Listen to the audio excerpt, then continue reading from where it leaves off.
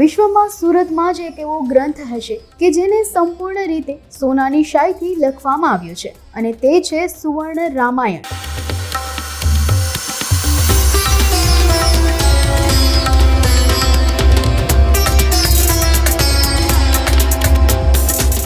વાલ્મીકી દ્વારા લખાયેલી રામાયણમાં ભગવાન રામના સુવર્ણકાળનો ઉલ્લેખ કરવામાં આવ્યો છે.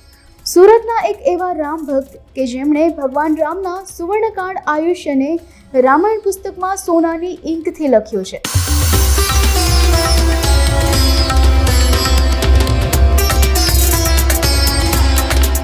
ભગવાન રામના જીવનકાળ પર તૈયાર થયેલ આ રામાયણના એક શબ્દો સોનાની ઇંકથી લખવામાં આવ્યા છે.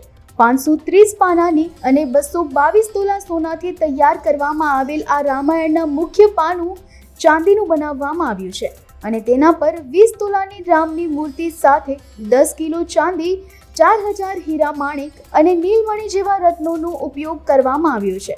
સુરતના ભેસ્તાન વિસ્તારમાં આવેલા આ રામકુંજમાં રહેલા દંપતી રાજેશકુમાર ભક્ત અને ઇન્દિરાબેન ભક્ત હાલ આ સુવર્ણ રામાયણનું જતન કરી રહ્યા છે.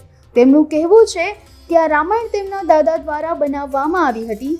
રાજેશભાઈના દાદા સ્વર્ગવાસી રામભાઈ ગોકળભાઈ ભક્ત રામના ભક્ત હોવાથી તેમણે વર્ષ 1981માં તેઓએ આ રામાયણ બનાવી હતી.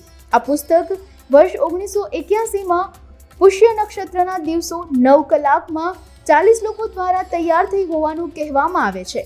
હીરા અને અન્ય કિંમતી રત્નોથી સજ્જ સોનાની રામાયણને વર્ષમાં માત્ર એક જ વાર રામનવમીના અવસરે જાહેર જનતા માટે બહાર લાવવામાં આવે છે અને પછી તેને બેંકમાં પાછું મૂકવામાં આવે છે.